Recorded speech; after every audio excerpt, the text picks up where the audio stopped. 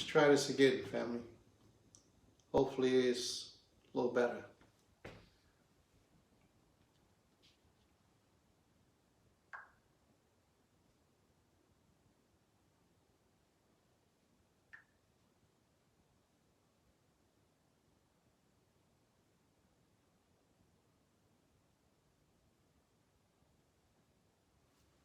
Okay, family, let's move forward. Yah Lion, Shabbat Shalom, Yah Lion. Shalom, Isha. We got some of the people back. Okay, we're going to start again. We're going to start again because this video seems to have been messing up for some reason. I don't know if it's the YouTube trying to prevent us from doing what we do every Shabbat. I don't know what it may be. But something was causing us not to be able to get through to the people. So once again, family, go out and invite the brothers and sisters that you would like to hear this lesson. This lesson is going to be very important today. Giving all honor and praise unto the Most High King, asking that He will guide my mind, my spirit, my body, my language, and my speech as I approach unto you, His people. Shabbat Shalom, family. I'm making known to you, family, that this lesson today is inspired by my son, Karutz, Moreh Karutz. We give a weekly lesson, a weekly, everyday lesson on the prayer line, on the call, on the phone. And we call in and we make prayer and we do scripture reading and give testimony. It's almost like a full service. Sometimes it lasts 1, 2, 3 hours, 4 hours maybe. However long it is. But it's very, very enjoyable. Shabbat Shalom. If you're interested in that number, you can hit me up in my messenger, or later on hit me and I'll make sure that you get that number so you can call in to the prayer line. Moreh Yoel, myself, and a lot of other brothers call in. You don't even have to say anything when you call in. You can just be quiet and just listen and hear and get the enrichment of the prayer line, the lessons. This one sister, an elder sister, she called in the other day, and her testimony was so powerful. Yesterday it was. She had almost everybody on a call in tears while she was giving her testimony. It's good. It's good. This is the type of experience and energy that we need through the week to fill us with the presence of the Almighty as we go through our week. We need that energy. We need that strength. We need those spirits upon us to give us the energy and strength that we need to move forward as we go through this week in this land of captivity, this land of Babylon. So we're going to get started with our lesson today. Our lesson will be coming out of Genesis, the 31st chapter. We're going to speak about sin. Okay? Eternal Father, please forgive the many sins of your people, Yisrael, and raise us mentally, physically, and financially. Also, Father, please remove us from this land and take us home where we belong. Please, Abba, have mercy upon us. Have mercy upon us, for we are your people. And as we always do when we begin our lessons, family, go out and invite your friends, invite your family, because share it to your page, because this is going to be important. What do you expect from the Creator? Ask yourself that question. Call in Shabbat Shalom. What do you expect from the Most High? What do you demand from the Creator through your actions and your lifestyle? What do you demand from the Creator through your actions and your lifestyle? As I mentioned previously, many of us have no idea how to pray or even why to pray to the Most High. Most oftentimes, the average person, when we pray, we're always requesting something from the Creator. Creator, I need this. Creator, can you help me with this? Creator, can you do this for me? Oh, Creator, can you help my child? Can you help my wife? Only if you did this, Creator. Many of us approach the Most High like that. But how often do you approach the Most High and just say thank you? Thank you, Abby. Thank you, Father, for all that you do for us. Toda Rabba Abi ki koyo otanu Abi. Derik shelka asher naknu hosim biometica. Show us your way that we may walk in your path. These are things of truth that we must begin to reach out to the Most High for. Things that we must begin to do. Learn to be appreciative for what the Most High has done for us, to us, and with us in our lives. So today's lesson is going to be very interesting. So we're going to get started in today's lesson. And we're going to start by asking yourselves these questions. What was the reason that the Creator chose you from all the people of the earth? And before I continue, I got to say Shabbat Shalom to my sister Casey, because she just popped up in the room. This sister here came and stayed down in Goshen with us for every bit of 6, 7 days. I don't know, 5, 6, 7 days. I don't know what it was. But the sister is worthy of respect, believe me. And any of you brothers and sisters who know who she is, and if you don't, you should befriend her, because she got a lot going on, mentally, physically, emotionally, in every way, spiritually. Her husband is Moreh Shalem. And that sister has helped us to push the drive of Goshen to another level with her wisdom and her intellect and her ability to think. She's down there on the land with us. She's walking around with us. And all along, she's giving us ideas. Do this, you should do that. We can go here, we can do that. Oh, Prince, you're interested in that? Let's see if we can get it over here. I mean, that's the type of woman that a man needs, you know, to be on his team. And I'm not talking marriage, only marriage. I'm talking just to be on his team. You know what I mean? Because when you're moving forward, family, you got to surround yourself with qualified people. Because if you don't, all that weight and burden falls on you. But you have to keep in mind, in position of leadership, you have to remember that the Most High is not only dealing with you. The Most High is not only giving you information. He's not only speaking to you. He speaks to others as well. And if you would but hear with a humble heart those who are around you in your circle, be it your wife, be it your brother, be it the lowliest person that has the poorest, the lowliest, the one with the broken spirit. He has the broken spirit. Even that individual, the Most High can utilize to speak through.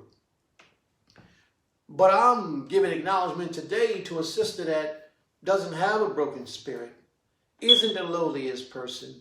She's phenomenal.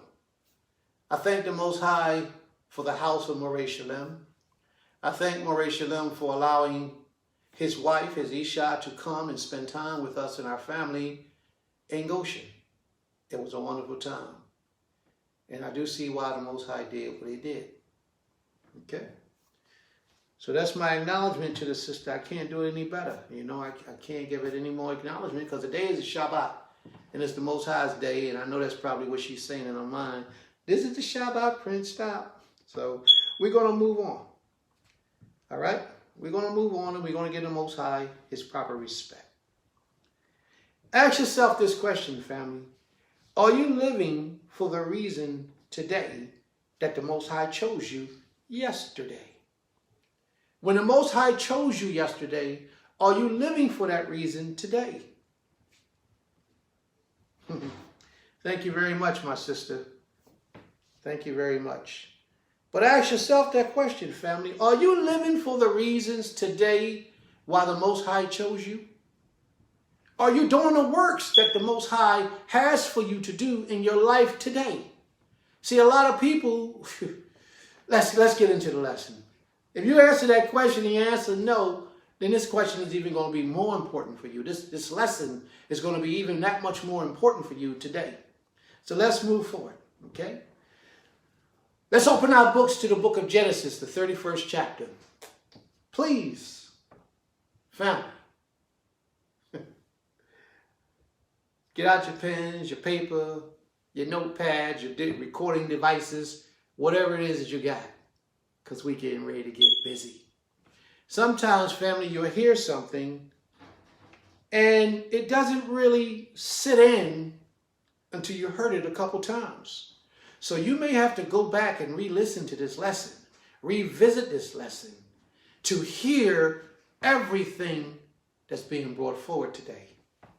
So get your recording devices and everything else that you have so that when this lesson is over, you can go back and hear something that you missed or something that you thought you heard. Because this lesson is about to raise your level of understanding of righteousness to a whole totally different plateau. It's getting ready to take you somewhere where you've never been. Where you can go, but you got to hear stuff like this, talk to people like this, and sit down and humble yourself and seek his face while praying. And then he'll open the windows of heaven for you. And he'll shower down so many blessings upon you that you won't have room to receive them all. This is his words, not Prince's, but the word of the Almighty. So let's go, family. Genesis, the 31st chapter. Let's go. And he heard the words. Now this was Jake. Jake was living in Laban's house, and he was about to leave Laban's house. Well, he was actually living there. He got comfortable there. But see, that wasn't the end of the road for Jake. But Jake had got comfortable because he had been there for like 20-something years. He hadn't got comfortable.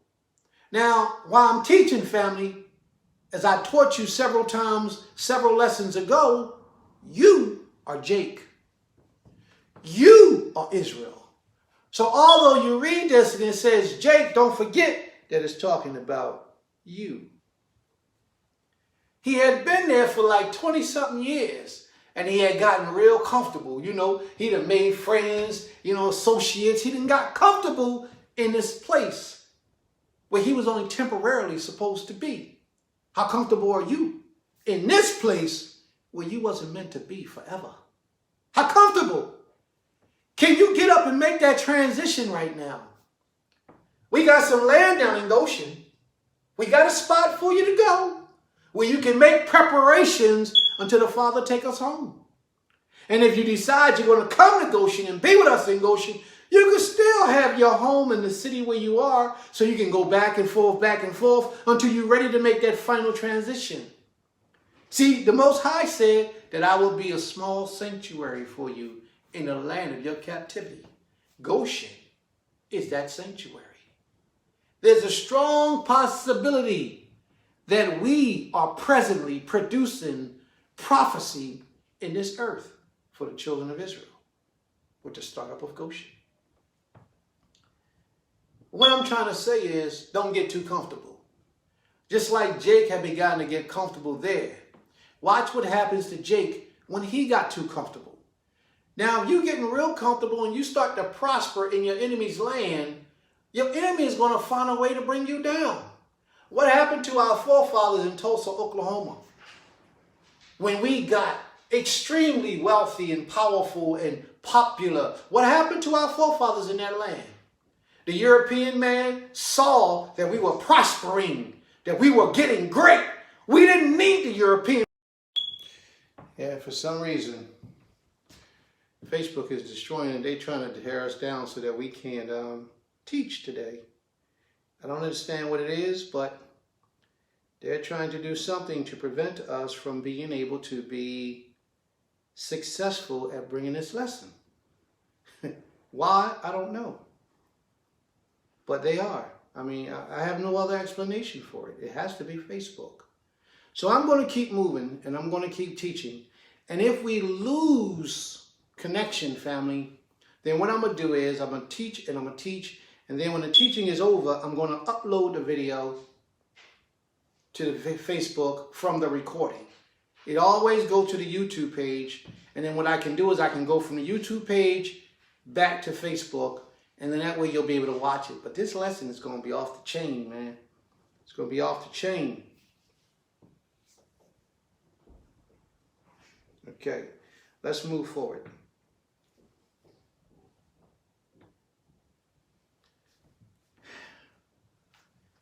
Think about it, family. Here we are in our enemy's land, just like Jake was in his enemy's land. Well, he was in the enemy's land, but he was under the protection of his family. But that's okay. We have to think about things that we are required of the Most High to do. Jake made a covenant with the Most High and said, Creator, if you will protect me, then I shall serve you. And the Most High did just that with Jake. And Jake did just that with the Most High. But while in the enemy's land, other people got to see Jake, how he prospered. Just like here in this land, people are going to watch us, how we prosper, and want to bring us down and want to take us out. So in order to prevent that, and we've seen it every day with our brothers and sisters that are passing away every day, we're seeing it. That they are destroying us, they're shooting us, they're killing us. So the best thing we can do is come together, put our resources together, and live together as a family in one community as best we can until the Most High takes us home up out of this land. Okay? Until the Father takes us home.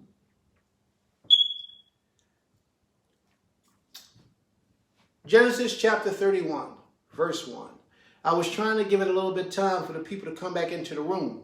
There's like 15 different people that's not here now. But that's okay. We're going to move forward. Maybe they'll watch the lesson later. Maybe you can go out and invite them back and let them know that we back up again. Be it the Most High wills, they hear this lesson. And Genesis 31 and 1. And he heard the words of Laban's sons. See, Jake heard this, saying, Jacob hath taken away all that was our father's. See, that jealousy is rising up inside of them. Now they're pointing and making accusations against Jake because they see the Most High working in the life of Jake, but they don't understand. The reason why they don't understand because they practice idolatry. They don't worship the Almighty like Jake does. See, Jake served the Most High no matter what. And them, they worshiped whomever they worshiped. So when they see the Most High bringing miracles in Jake's life, it makes them jealous of Jake. It makes them envious of Jake. And they think about ways to try to seek out a way to or plot against him to bring him down. This is what I'm saying to you, family. How many people on your job see you elevating and now they start backbiting and saying slimy stuff just to try to demote you or take you down? And if they can't destroy you physically or financially, they try to destroy your credibility. How many people do you know that lives in your neighborhood, in your block, or friends that you might have that sees how the Most High works in your life and raising you up to a higher level of understanding, to a higher level of consciousness, and they do the things that they do to try to destroy you or come against you or to tear you down? See, this is a very similar situation here with Jake. Jake was experiencing these same type of things, but the benefit was that Jake heard it. And when Jake heard it, he realized that he had to do something about it. So you too, family, must realize that you have to do something about it. A lot of Israel talk about what we're going to do. A lot of us always say things about what we're going to do. Now the Most High has given us the opportunity to do it. So let's take advantage of that opportunity. Let's take advantage of those times.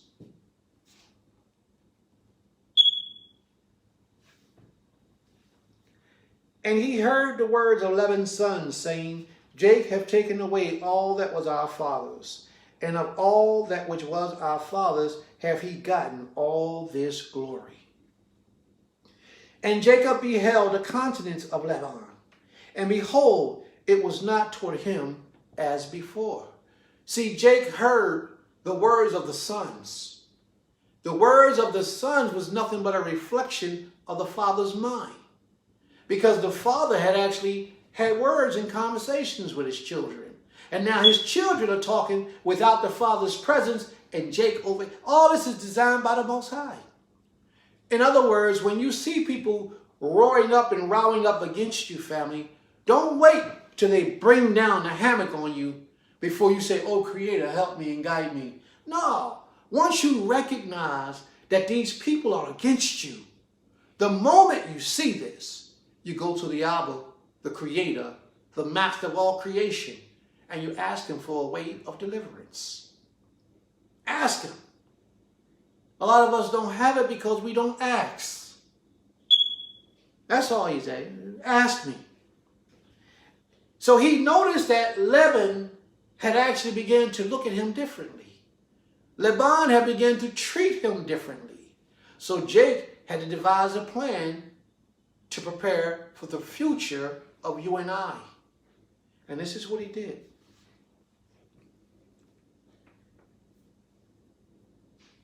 And behold, it was not toward him as before.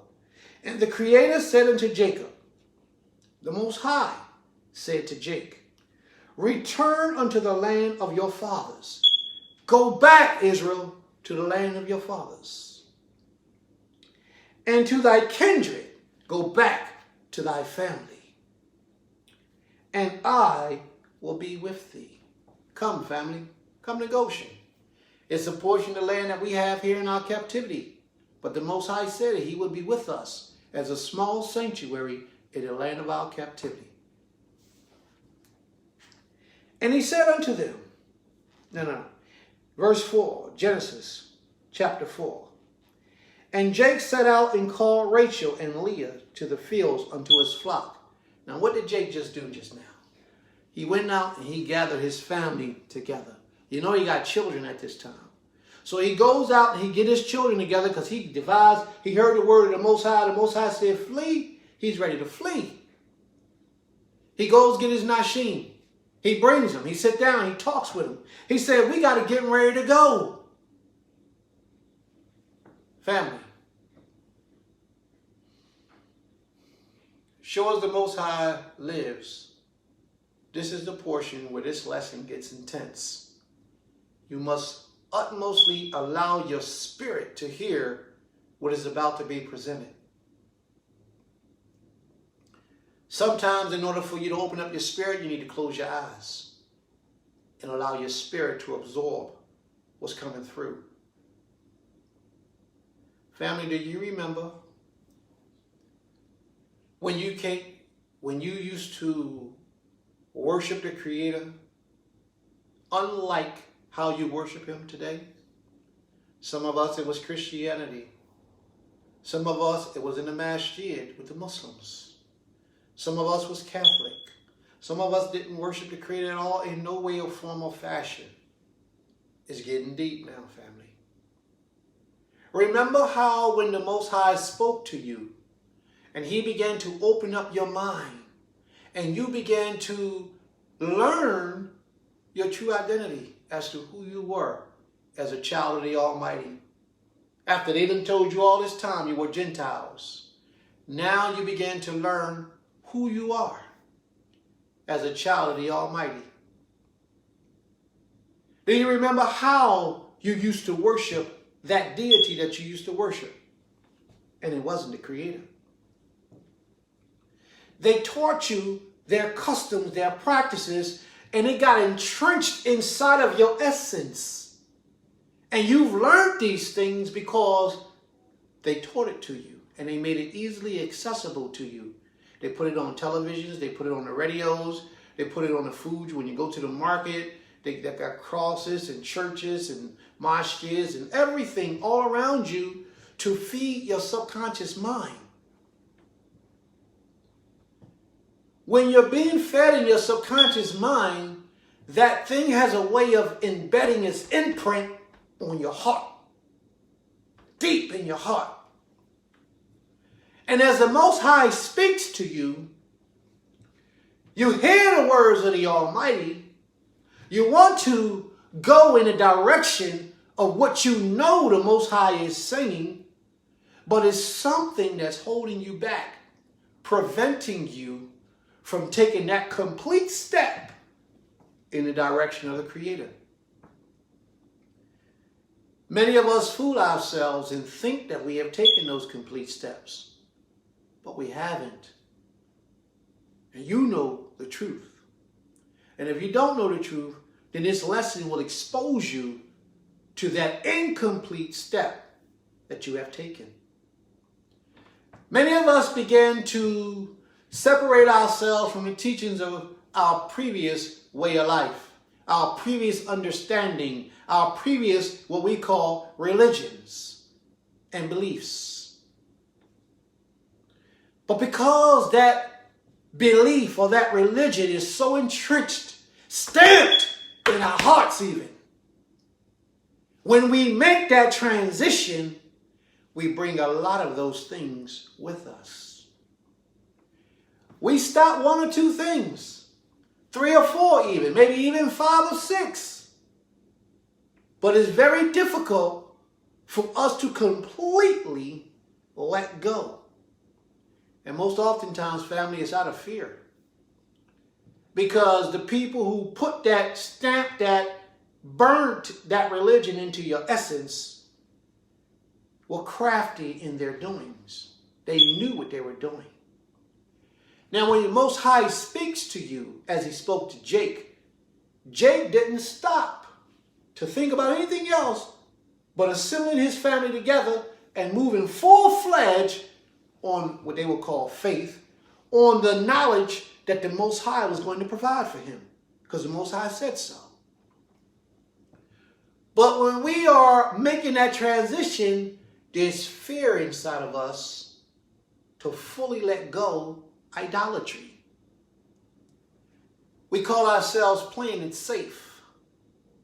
We call ourselves holding on to what may be right just in case I'm wrong. Just in case it's not the Most High showing me these things. I don't want to be disrespectful to those deities. So what we do is we drag those deities along with us. Instead of letting go, and instead of letting the Most High consume us totally, we give the Most High 3/5 of us. And the other 2/5 we hold on to, and we leave that to that deity that we served. Let's walk and let's watch what Jake did. Jake said unto, verse 3, Genesis 31, verse 3, and the Creator said unto Jacob, return unto thy land of thy fathers and to thy kindred, and I will be with thee. And Jacob sent and called Rachel and Leah to the fields unto his flock, and said unto them, I see your father's countenance, that it is not toward me as before, but the Elohim of my father has been with me. The Creator has been with me. And ye know that with all my power I have served your father. See, he's walking in his integrity because he knows, and they can bear record, that he walked in his integrity as he lived in Laban's household. If he said thus, the speckled shall be thy wages, then all the cattle bear speckled. Bearing record that this is the power of the Most High. He had no power to make the cattle bear record. Him and Laban entered into an agreement. And Laban said, okay, this is how I'm going to pay you, Jacob, Israel. This is how I'm going to pay you. I'm going to let you get paid with all the newborn flocks. And all the newborn flocks that are born speckled, they should be yours. They should be your pay. Well, when the flocks bore children, all the children were speckled. So that meant that Jake got all of the speckled ones. And it began to get to a point where Jake was getting the majority of the sheep. Majority of the lamb, as they was growing, as they was being born, they were coming out to favor Jacob's position because this was the hand of the Almighty. These are the things that they were getting jealous of because Jake grew rich in the enemy's land. And if he said thus, the ring stake shall be thy hire, then bear all the cattle ring stake. So he saw that the speckled was getting Jake rich, so he flipped the coin. He said, wait a minute, no longer is it going to be all the speckled. Now it's going to be the ring stakes. Then all the ring stakes began to be born. Because what? Because when the Most High's blessings is on you, no one can stand against you. Trust and believe. The Most High got your back when you devote yourself to him. So there's no reason for you to fear, family. None. Learn to trust in the Most High all the way. Completely give your best unto him. Thus Elohim have taken away the cattle of your father and given them to me. And this is Jake talking to his Nashim. And it came to pass at the time that the cattle conceived, that I lifted up my eyes and saw in a dream, and behold, the rams which were leaping upon the cattle were ring-staked, speckled, and gristled. And the angel of Elohim spake unto me in a dream, saying, Jacob! And I said, Here am I. Anipo, Yotzer, Anipo, Creator. I am here, Creator. He said, Here am I. And he said, Lift up now thy eyes. And he said, Lift up now thy eyes, and see all the rams which shall leap upon the cattle are ring-staked, speckled, and gristled. For I have seen all that Laban doeth unto thee. I am the Elohim of Bethel. Now, Bethel was the place that Jake had actually named when he laid down and made that covenant with the Creator. Bethel means house of El, or house of the Creator, named by Jacob. Wherefore thou anointest the pillar, and where thou vowest a vow unto me. The pillar was the rock that he put under his head. Now arise, get thee from this land, and return unto the land of thy kindred. And Rachel and Leah answered and said unto him, Is there yet any portion of inheritance for us in our father's house? Now see, what's happening is they didn't have the confidence in their husband. I told you, pay attention and listen, because this lesson is becoming vitally, the more we read, the more important this lesson is becoming. They wanted to know how they was going to, if they left, how was they going to inherit anything from their father's house? The life that they lived for so long. How long have you been serving the Creator, family? How many ever years it was that you've been serving the Creator? All that life that you lived prior to that made you what you are up until the point when the Most High began to choose you and you moved and lived your life for the Most High. Now, when you began to separate and live your life for the Most High, all those things that you learned were not undone. Many of those things have been deeply rooted into your essence as to who you are. Now, let's play a game. Close your eyes and tell me the first thing that you see when I say what it is that I'm about to say.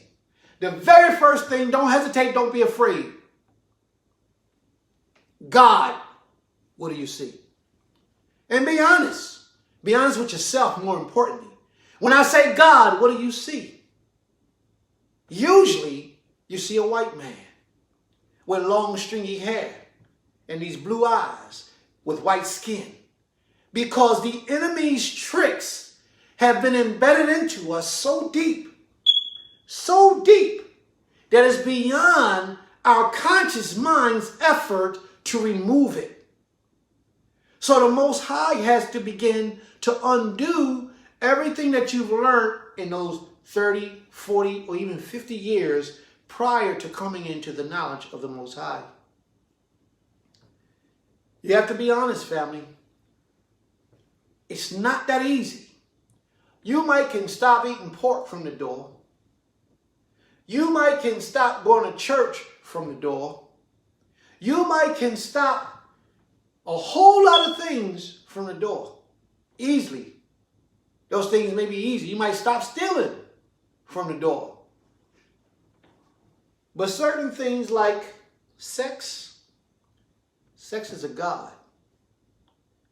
The god or the demon that possesses, the spirit that causes people to have sex when they're not supposed to, is an ultimate governing spirit that you give the ability to live in you when you refuse to give yourself completely to the Most High King.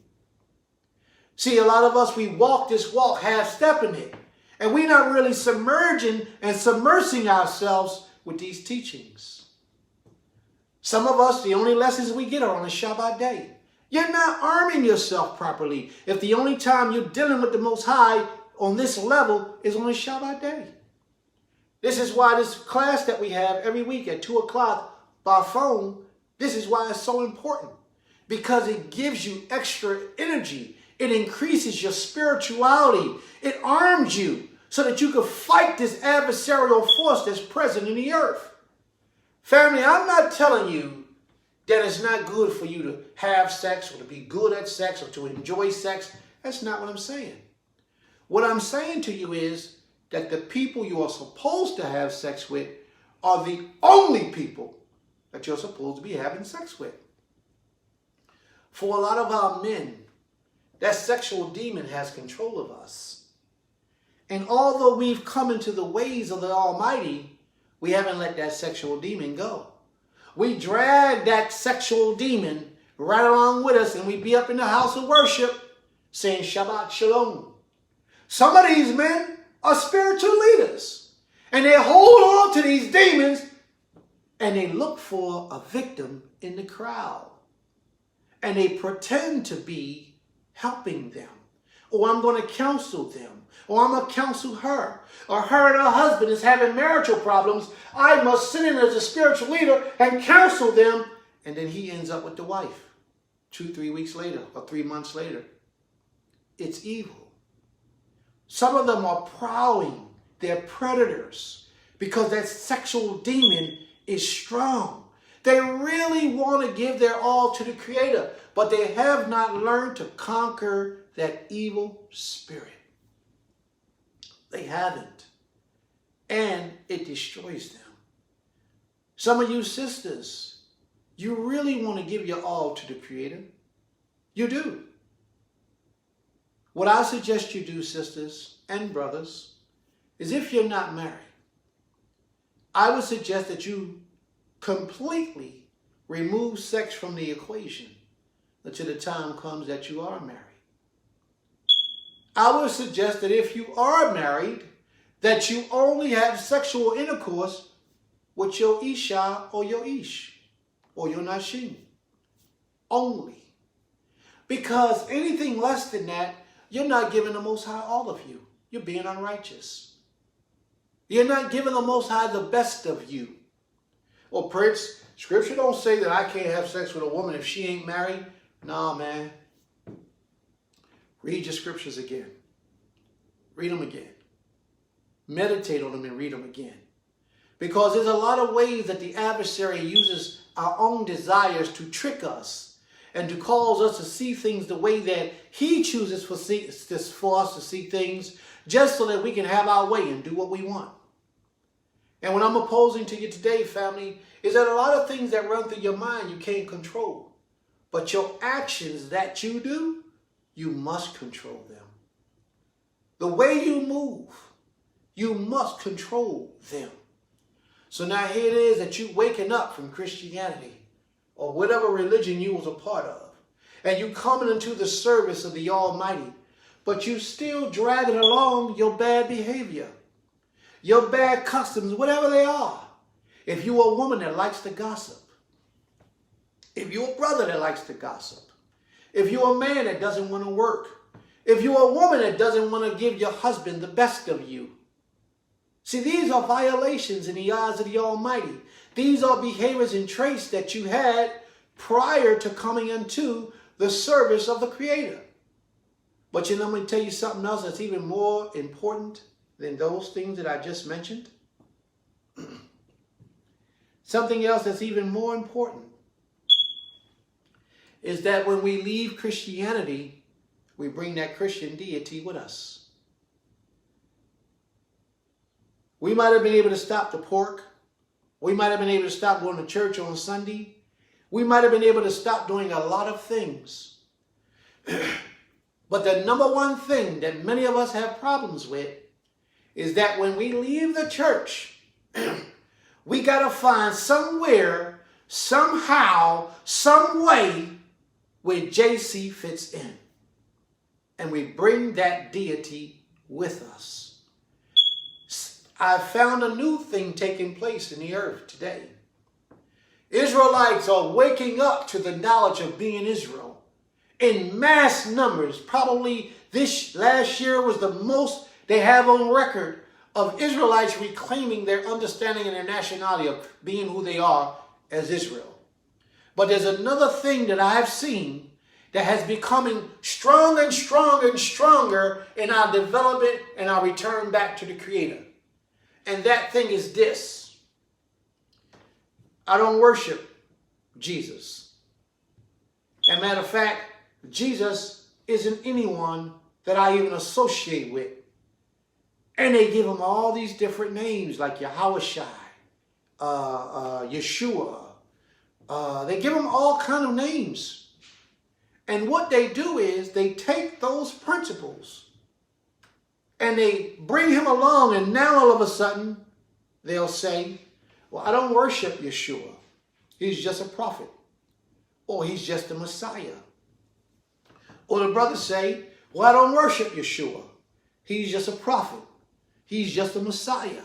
He's nothing that I bow down to. So here's my question, family. Then why do you get so offended when we bring up that he's not real? See, if my brother said he was a Messiah, and I believe my brother to be the Messiah, and you come to me and say my brother is not the Messiah, he is nobody, that's not going to anger me. That's how you know that you do worship Yeshua. That's how you do worship the one that they call Jesus. That's how you know that you worship him.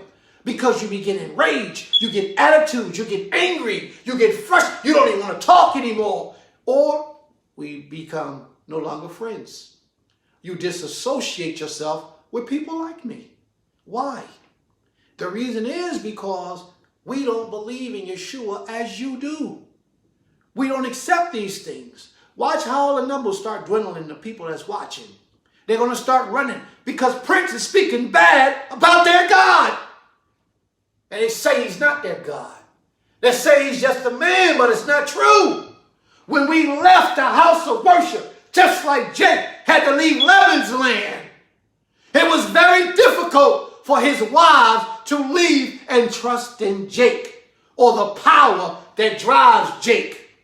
His wives are going to be guilty of the same thing that a lot of us are guilty of today, practicing idolatry, acting like we serve the Creator. You can't worship two masters. It's only one. El Elyon, El Shaddai, El Rakun. Just one. There is none but one. You can't worship two masters, family. The Most High or none. It's just that simple. We try to make up every excuse in the book why it's okay for us to hold on to JC. And some of us, we go to that New Testament and we good. We can elaborate on this. We can speak about this. Some of them even got problems with certain parts of the book. I met this one brother. This brother tell me, I believe Yeshua to be the Moshiach, and I do not worship him, and he is not the Creator. So there's no problem with me associating with you, right, brother? I'm going to say, right, you're right. There's no problem with you associating with me. But what happens is, they go through the New Testament. They say, well, I don't believe in Paul. Paul wrote 33 books in the New Testament. I believe it's 33 of them he wrote, or it's 33 books in the New Testament, and Paul has something to do with like 21, 22 of them. Somewhere in that area. Somewhere in that area. He said, I ain't got no nothing to do with Paul, or I don't believe in the book of Revelations even. Some of them even go that far. I don't believe in the book of Revelations. Or John was the only one that was a prophet that I accept. I get all that type of stuff. So my problem, family, is this. If you're putting down half of the book of the New Testament, why isn't that enough for you to realize that you need to let the whole book go? You need to let the whole thing go. You can't go through the Torah and say, well, I believe or I accept this part, but I know that this part has been adulterated. I know that that part has been adulterated. So if you realize that that part is adulterated, you have to let it go. You can't keep holding on to idolatry. Let it go. It's the Most High trying to get your attention. It's the Most High trying to bring you somewhere, and you're refusing to go because you got your foot still trapped and you dragging your leg while you're trying to stand, and you don't realize that you can't stand because your foot, half your leg, is still trapped out there in idolatry.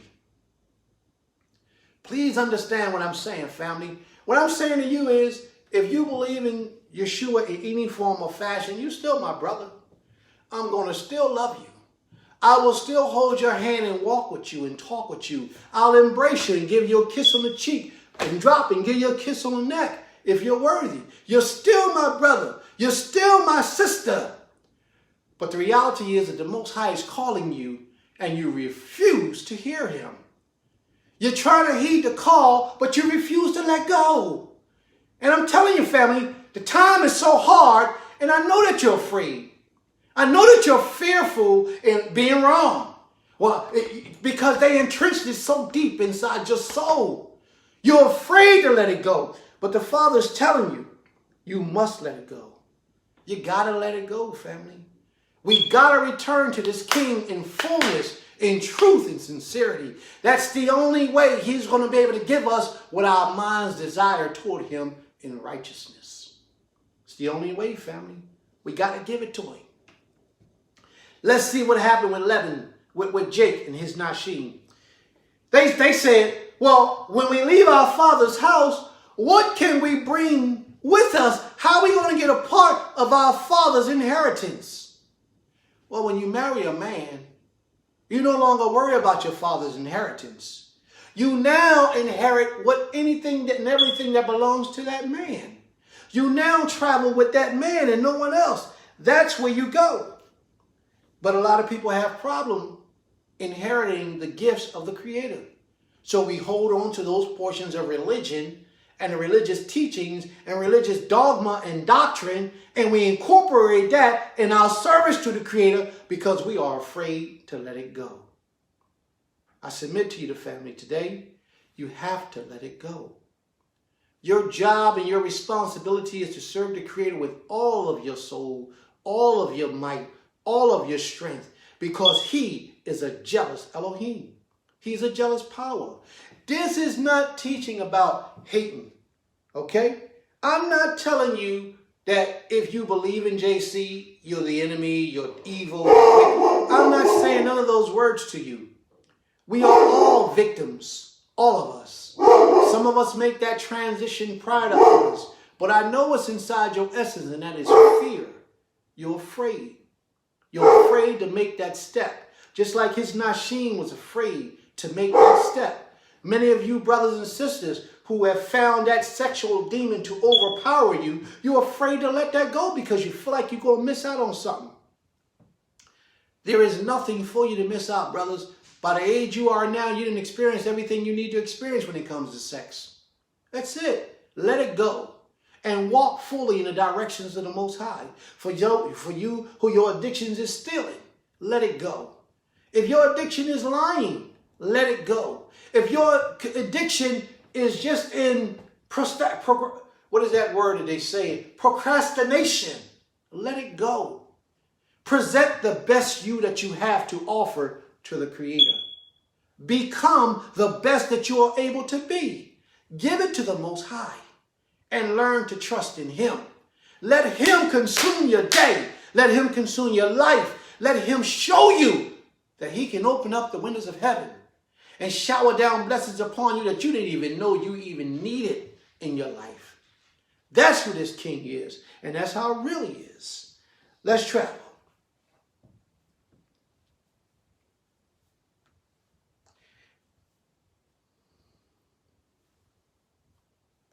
Verse 14, Genesis 31 and 14.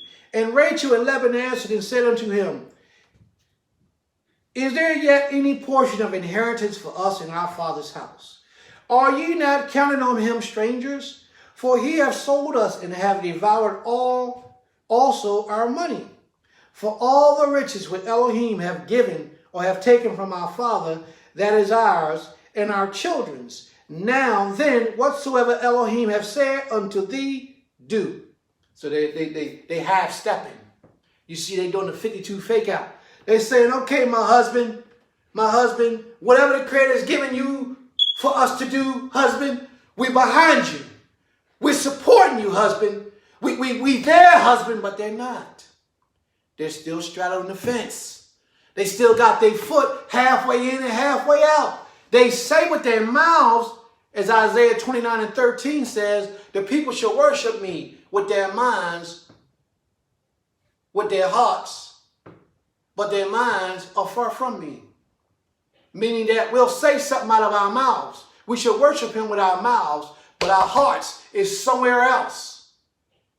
Isaiah 29, chapter 29, verse 13. It says, the people shall worship me with their mouths. With their lips they give me service. But their hearts is far from me. You know how you tell a person's heart where a person is at in his heart? Let me tell you how you can tell. When a time of danger comes upon a man, what is in his heart will speak and rise to the level, to the surface. I watched the movie today. I watched a movie in the past. And when I was watching this movie,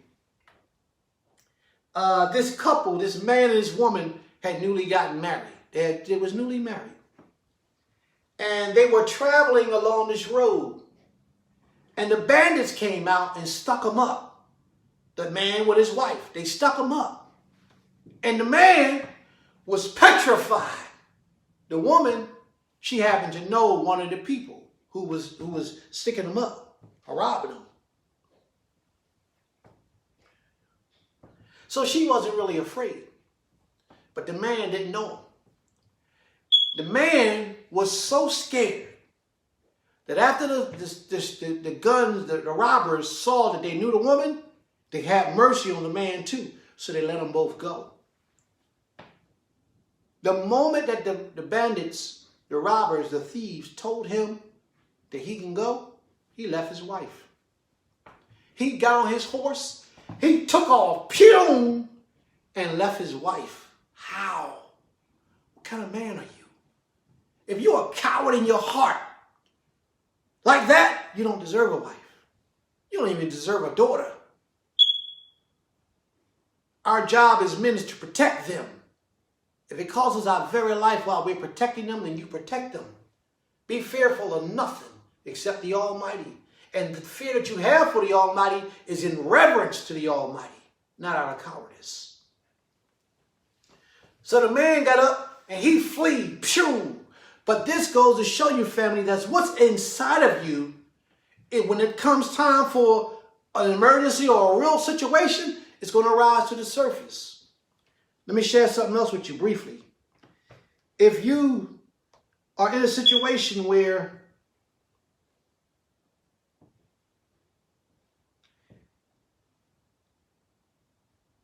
a real life situation, one which happened with my own life. I'll give it this as a better example. I have a daughter who was about, I would say about 3 years old. And we was driving down the street in my car. And I went to roll the windows up. She was in the back in her car seat. I go to roll the windows up. And her fingers got caught in the window. 3 of her fingers. So as she began to scream, I hit the brakes, turned around and looked, and I saw she was screaming, and her fingers was in the window. Ah! She was screaming, and I was like, whoa! Hit the brakes, pushed the button, took them down, pulled her hand out the window, spun the car around, drove to the hospital. exactly as I explained it to you, is exactly how it happened. There was no time for hesitation. There was no time for fear to consume me. This is how you know the type of man you're working with. Now, in a moment situation, a weaker man wouldn't know what to do. He'll be afraid. First of all kind of thoughts will run through his mind. He's afraid of the situation. The sight of blood sometimes causes men to lose their heart. You'll be surprised, but you get to learn the type of man that you're with when emergencies arise. So sisters, what I'm saying to you is that this type of manliness can't be taught to a person. If it's not in him and he's an adult, it's too late for him. It's too late. If your house catch on fire, and I don't care what kind of flame it is, and your children in that back room in the bed sleep, and that man of yours is on the roof ready to jump down to safety, leave him. He's no good. He's no good. That's not a man. And anybody who want a discrepancy, bring up charges or make an accusation against that, then so be it. But I'm here to tell you, family, that you as a man, your job is to protect your family. If your life is at stake, you protect your family and you die trying. Other than that, you ain't a man in my book, and you'll never gain my respect, ever. This is how men are supposed to get down.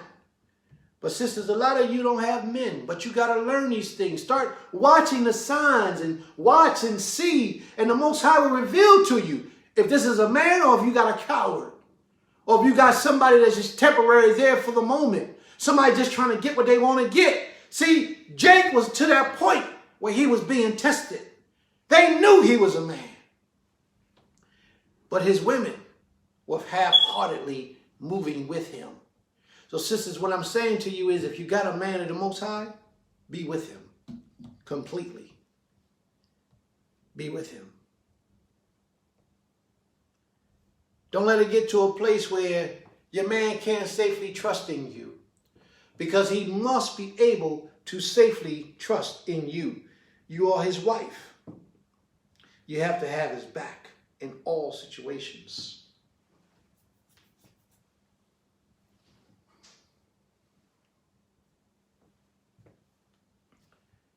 Genesis 31 and 17. Then Jake rose up and set his sons and his wives upon camels. See, Jake didn't want to just force his will on his Nashim. He could have did that because he was the man, but he didn't want to do that. He wanted to sit down and explain to them while they were leaving. This is the reason why we're leaving, for this reason. He wanted them to understand before he made such a drastic change in their lives. And men, I submit that to you. Although you have the power to do whatever you choose to do with your family, conversation means a lot. Take the time to talk to your Nashim and let them know what your decision has been that's going to affect this family before you make the decision. Not before you make the decision, but before you make the move. Let them know.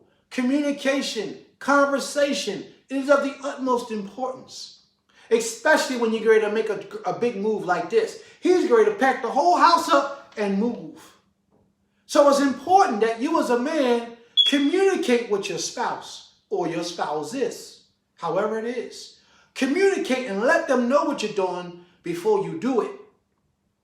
Now, sure, you have all authority. Prince is not trying to step in your home and tell you what to do. But wisdom shows that you should communicate with them before you make decisions that's life-changing for your family. Okay? Before you put them and implement them into their lives. So then, after communicating with his Nashim and them coming to terms on some reality points, then Jake took his family. They rose up, him, his wives, and his sons. They got on camels and they moved out. And he carried away all his cattle and all his goods which he had gotten. The cattle of his getting which he had gotten in the Padan Aram, for to go to Isaac, his father-in-law, father in the land of Canaan. He was packing up to go back to the land of Canaan to his father. Okay? Genesis 31:19. And Laban went to shear his sheep, and Rachel had stolen the images that were her father's. Whoa. Now that right there says it all. That right there sums up my lesson today. She just left with her husband, saying that all the Creator told you, we're behind it. You go do it. That's his wife. Matter of fact, that was his beloved wife. The one who he just was so in love with. It appears as if she may have been deceiving to him. Sometimes your love has a way of blinding you. Or let me say it this way.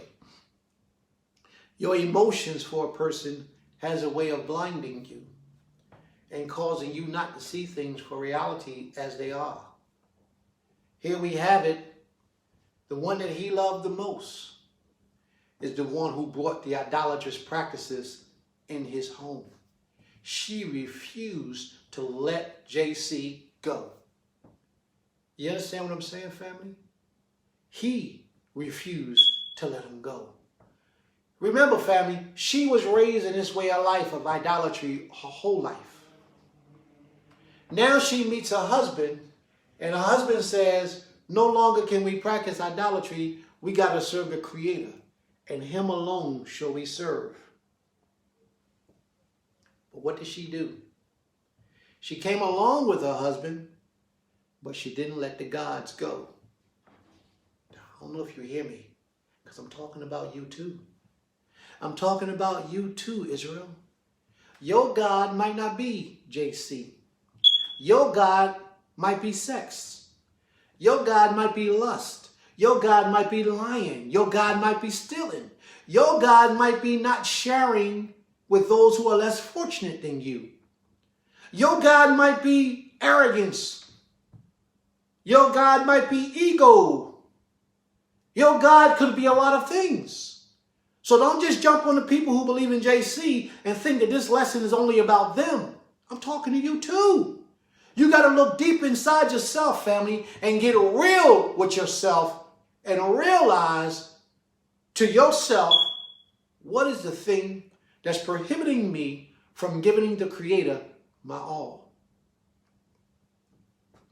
It's easy when we stand on this side, when the lesson is talking about those people who practice Christianity but yet call themselves Hebrews. It's easy for us to say, get them, Prince! Get them, knock them out, Prince!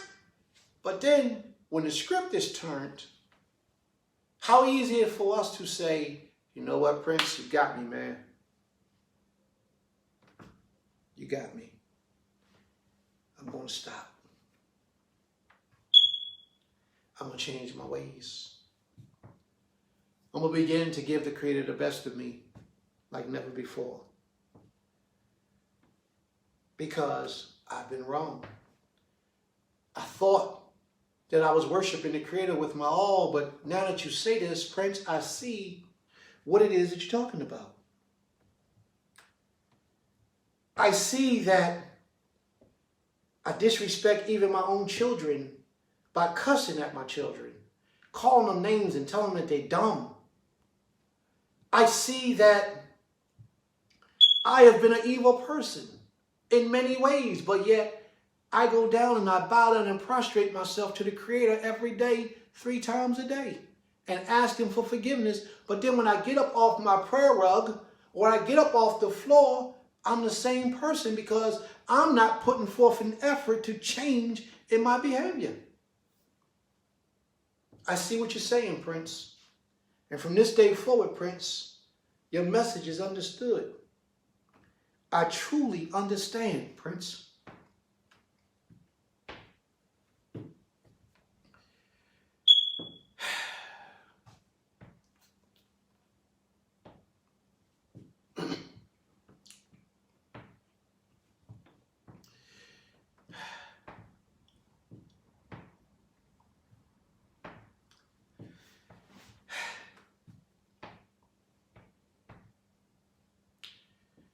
This job is a very difficult job, family. Extremely difficult.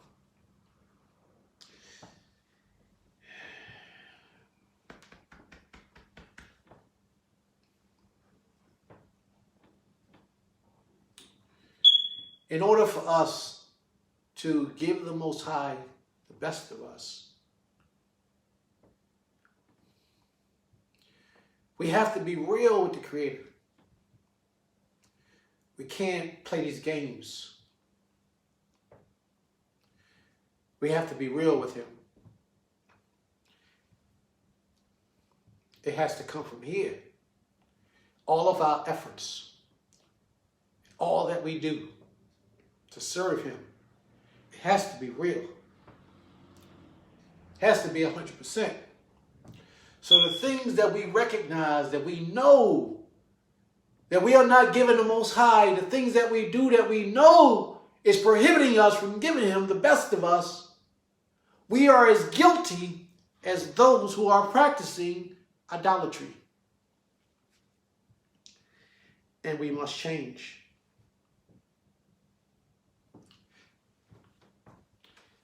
Be right back.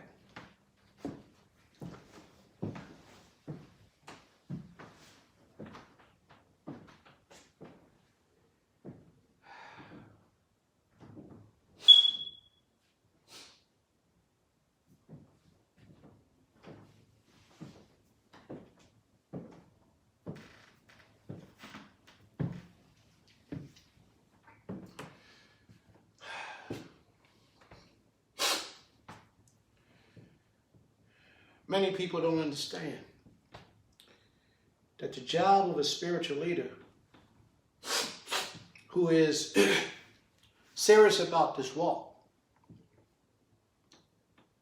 extremely serious about this walk, has to give it to you in a manner in which you're able to understand it.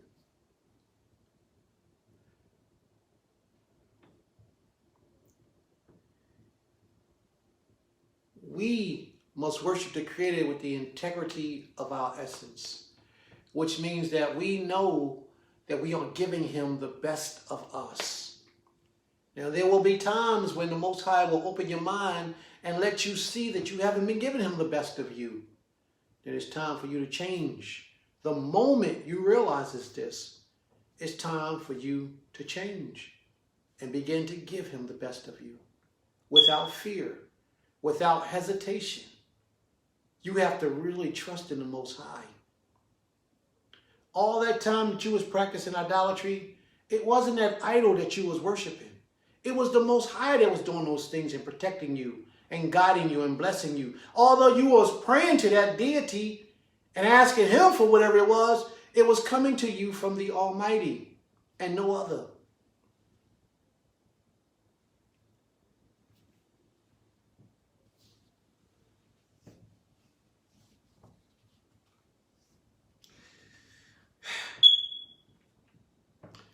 Let's go to the book of Jeremiah, the 23rd chapter.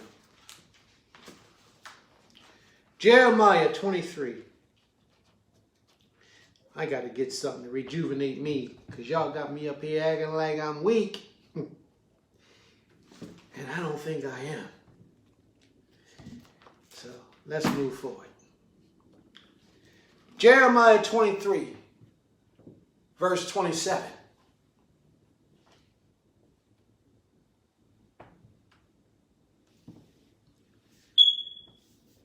Jeremiah 23, verse 27 says such. I'm going to start at verse 23. Jeremiah 23 and 23. The Most High says, am I a Elohim at hand? Am I here, family? Am I real? Am I in your life? Am I nearby? Am I an Elohim at hand? And not a Elohim that's far off. Can any hide himself in a secret place that I shall not see him? And of course you know the answer. I don't need to tell you. He says, do I not fill heaven and earth? So ask yourself, family, does your power or your deity that you serve or that idol that you served, does he fill heaven and earth? Because if your idol is a man or was a man, then that lets you know he's not the creator of the Torah. The Most High says, I fill heaven and earth.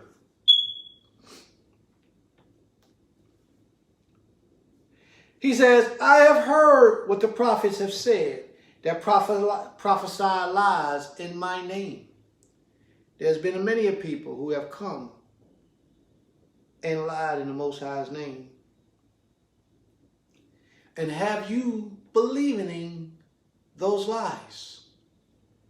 And they may have done some miraculous things in your life to convince you that they're truly speaking the words of the Creator. But that same prophet, or that one who pretended or was a prophet, told you to go worship someone other than the Creator. The Most High says that people will have the ability to prophesy who will not be sent by him. And that the way that you know those prophets who prophesy and are sent by him is because they won't teach you to go serve another power. The ones who are not sent by the Most High, who do have the ability to do some things that are not so commonly known to you, they will tell you to go worship this deity. And you, because you're not able to do what they have done, and the thing that they have done has mystified you, it's like baffling to you, you will go and believe in them.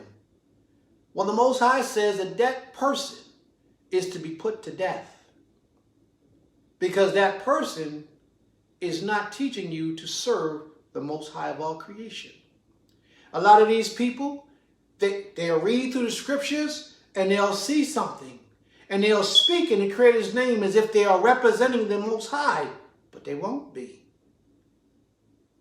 They stealing the words of the Almighty from the prophets, and they'll present them to you to win your confidence, and because they got a little bit of charisma with them, they might look good or be tall or built like a Amazon husky man.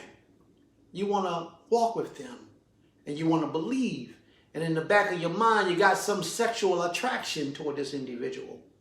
And it blinds you to the reality of truth. You find that in the book of Deuteronomy, the 13th chapter. Read it sometimes when you get time. About the one who comes and teaches you about another power. But yet the evidence that he presents seems to be on point. Some of them read through these scriptures and steal the words of the prophets and bring them to you and teach them to you, and you accept it as it's got to be a holy man. He's got to be you know when a man is real. You know it. There's no faking. You can't fake this. Just like that man was a coward, you found out he was a coward. He couldn't fake being a real man. He couldn't fake it. And you can't fake this, man. I'm telling you, I'm sharing with you sincerity. It's not about thinking in you, right? It's about that spirit that the Most High has placed on you, that's in you, to bring forth his word to his people. You got to watch what these people are teaching you, because a lot of people just want a bunch of followers. A lot of people are not about you improving yourself, bettering yourself, or getting right to the Almighty or with the Almighty. A lot of people just want you giving that change out of your pocket so they can drive around in that Bentley or that Benz or that Mercedes, that Cadillac, or what. I had all that stuff before I even came and began to talk to you. So I'm not interested in those things. The things that I have now are now being dedicated to the works and the duties of the Most High. It's not about me or people who stand in position of authority or with power and respect from the divine, from the Most High, divinely given to that individual. It's not about them seeking their own glory or looking for anything from you. And what I mean by that is that a lot of men that we have today that teaches the Most High's word were broke before they started teaching the Most High's word. And when I say broke, I mean broke mentally, physically, emotionally, spiritually, in every way. Now they found a hustle So now they twist some words together and present something to you, and they beguile you, and you start giving them your cash, you and a whole bunch of other people. And now they're wealthy. Now they got a couple dollars. That's not the case with Prince. That's not my issue. That's not my situation. Neither do I roll with people like that, on that level of speaking the words of the Most High to you. The ones that I know that are close to me, the Most High held them close to them. Some of them was born in this way of life. And it's not about how much you have. All I'm trying to show you is that the Most High has been with them and made their life a lot easier in many ways from their youth. I have not always been in the condition that I'm in or the situation that I'm in. I grew up a very poor man in my life, very poor. And I'm sure you all know this. And when I got to be about 12 or 13 years old, when I was able to do for myself, I began to do for myself. Cut grass, wash walls, take out trash, do whatever I had to do to make that money. That was only practice for who I am now. So when I put that post in the room, and a lot of us who are really about the Most High's business can say these same type of words. When I put that post up in the room where that brother asked me, well, Prince, you spend a lot of time on Facebook. Go get a job. That brother was actually saying that I don't serve the Creator. That's what he was really saying to me. It was like a smack, like, bang, you don't worship the Most High.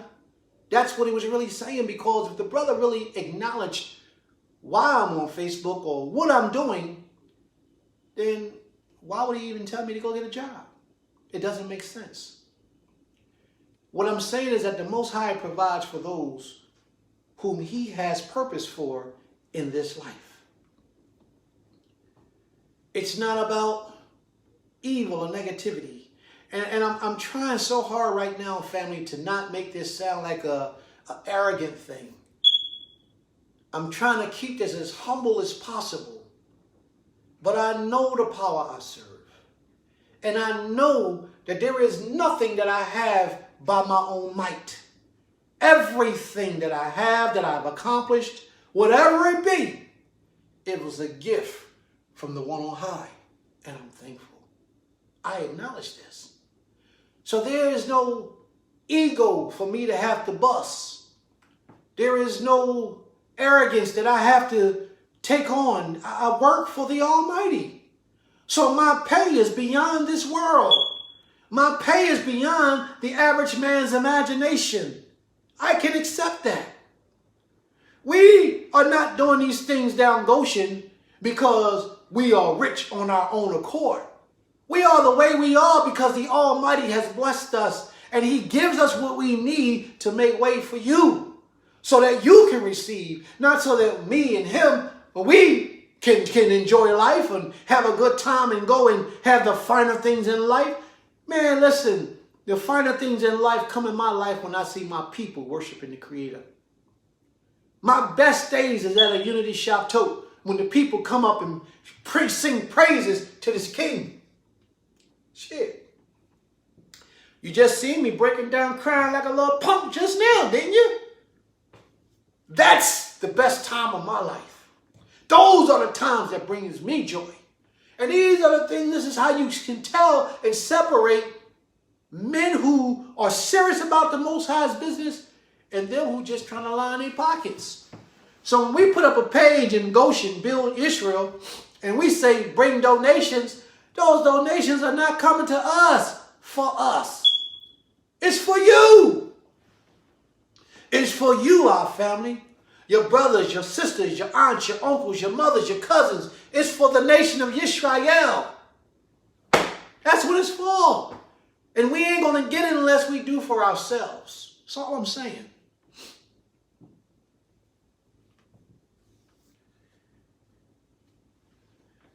Jeremiah 23 and 25. I have heard what the prophet said. That prophesy lies in my name, saying, I have a dream. I have a dream. How long shall this be?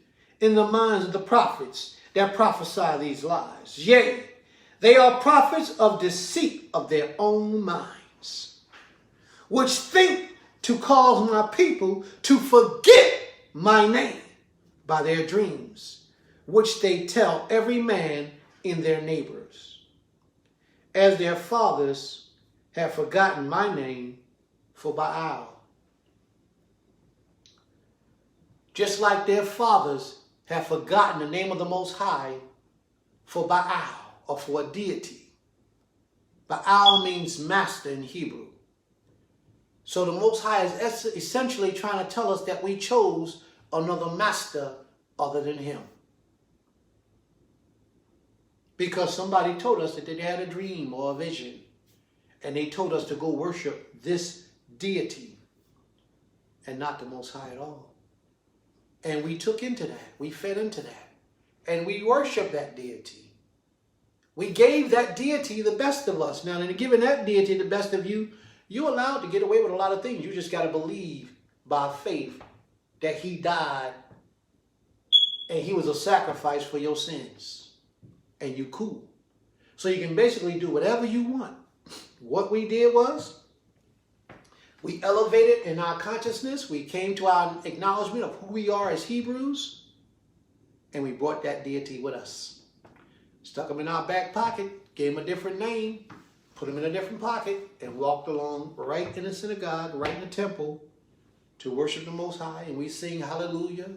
We sing praises on many different levels. And we do all types of things.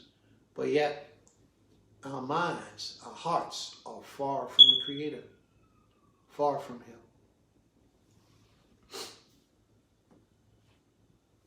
The Most High says, the prophet that have a dream, let him tell it as a dream.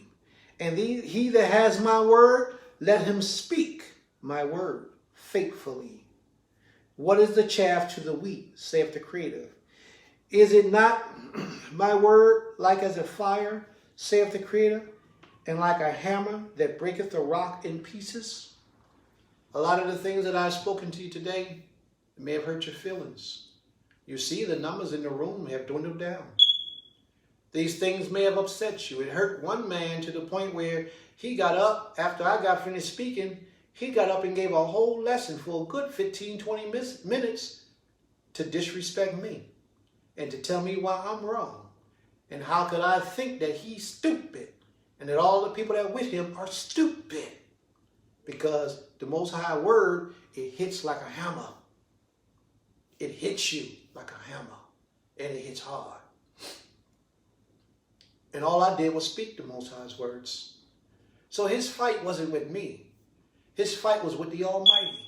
Just like all the people that's watching this video today. What have I spoken that I have not gotten out of the scriptures? The Most High says, leave idolatry and come to me. I showed you through an example how one of our foremothers, she left her father's house where she practiced idolatry and she brought her idols with her. And that's what we do. We just spin it around. We put a twist on it. We change the name, give it a different flavor. But it's still idolatry.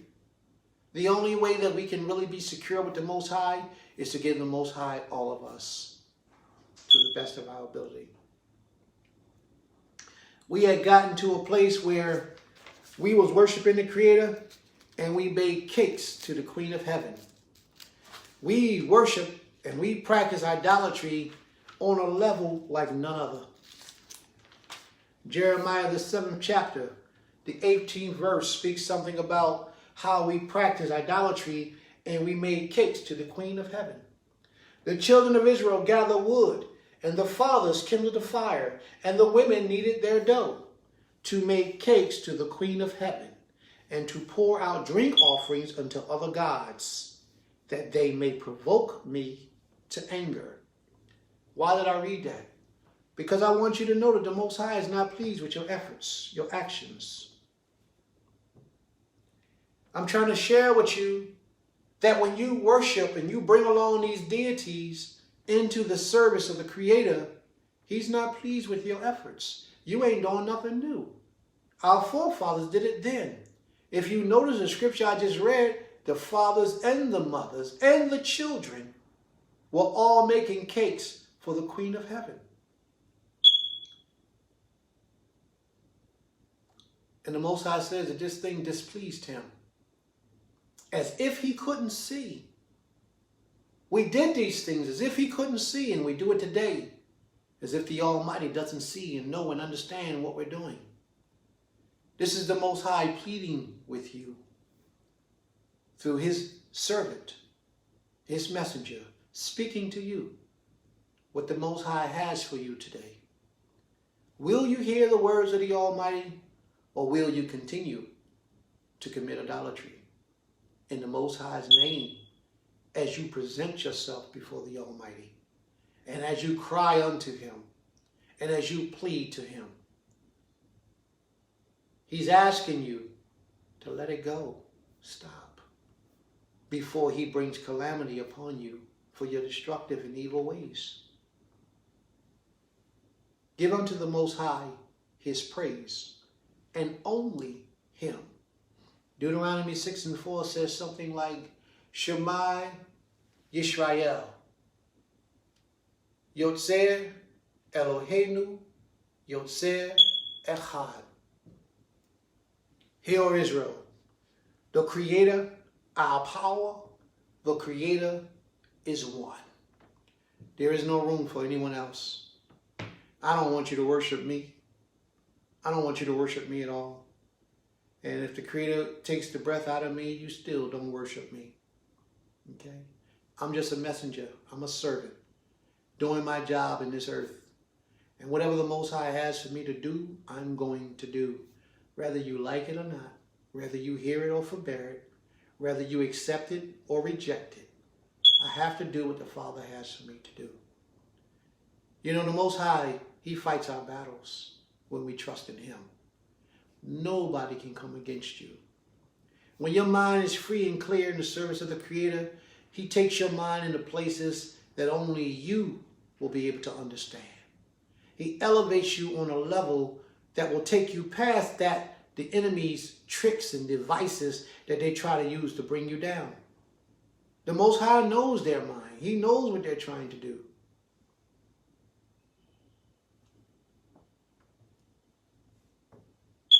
So he'll prepare you for that war. He'll fight your battle for you even before it even gets started. He'll fight for you. But you have to walk before him in the integrity of your spirit, knowing that you have not violated against him. That the things that you do are exactly as he's required of you.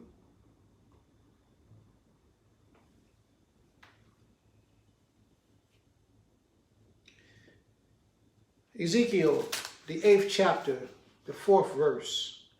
I want to cover something there. Ezekiel, the 8th chapter, the 4th verse.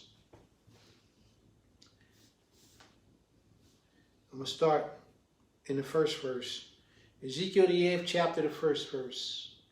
And it came to pass in the 6th year, in the 6th month of the 5th day of the month, as I sat in mine house, and the elders of Judah sat before me, that the hand of the Creator fell upon them there.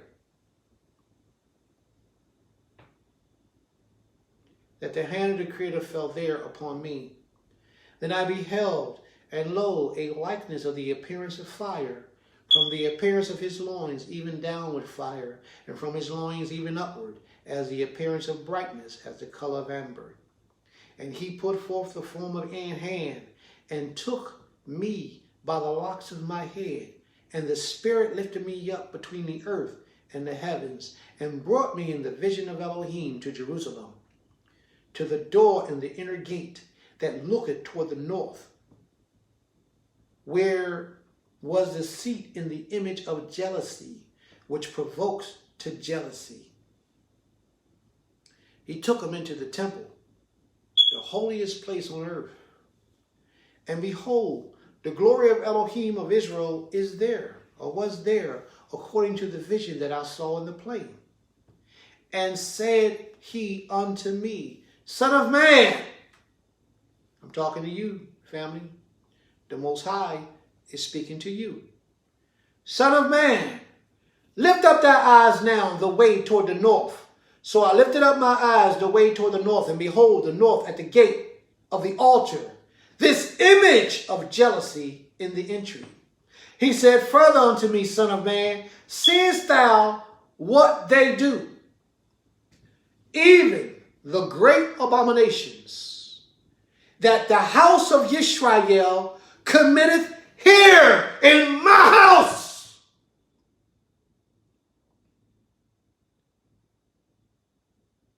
This vision was in the temple of the Most High, where we went to worship this king. And even in the temple of the Most High, we were doing evil with idols. How much more would we do that in our own homes? How much more would they do that in these places that we have established for the Most High? People coming in faking like they're about the Most High, but worshiping idols. He says, see, look at the abominations that the house of Yisrael commit here in the temple of the Almighty, that I shall go far off from my sanctuary. But turn thee yet again, and thou shalt see greater abominations. So when those people who are hearing these words and turning off because they don't want to pay attention to these lessons, we are aggravating their demons. Those demons have control over them. And those demons are being agitated. Those demons want to run from hearing the truth of the Almighty because the person, the individual, just might wake up and let that idol go. And he brought me to the door of the court. And when I looked, behold, a hole in the wall. And when I had digged in the wall, behold, a door. And he said unto me, go in and behold the wicked abominations that they do here. The wicked abominations. That means that you already know that what you're doing is wrong, but yet you do it anyway. That's wicked. He said, watch the wicked abominations that they do.